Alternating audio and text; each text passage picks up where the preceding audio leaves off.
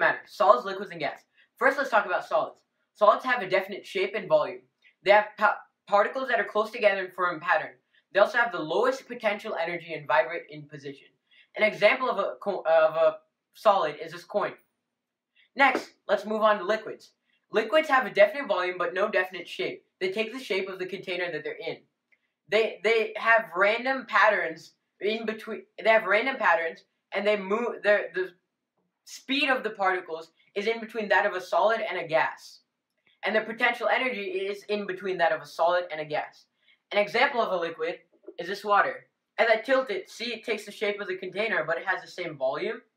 Next, finally, let's move on to gases. Gases have no definite shape or volume. They take the shape, they fill the container that they're inside.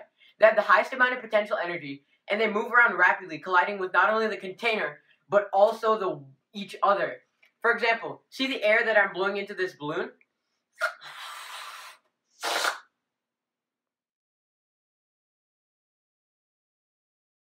Gas variable laws. The relationship between temperature and volume is that volume at a given amount of gas at a constant pressure is directly proportional to Kelvin temperature. An example of this is a rice cooker.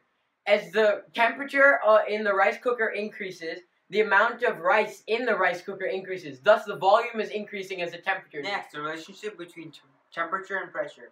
Pressure in a given amount of gas at a constant volume is directly proportional to Kelvin temperature. An example of this is an aerosol can. As pressure is being decreased, temperature of the can decreases, so the can becomes cold.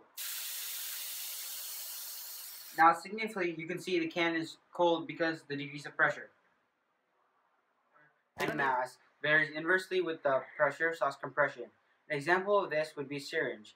When I compress the syringe, it creates pressure inside the tube, thus compressing the marshmallow depicted inside the tube, which shows that increasing pressure decreases volume.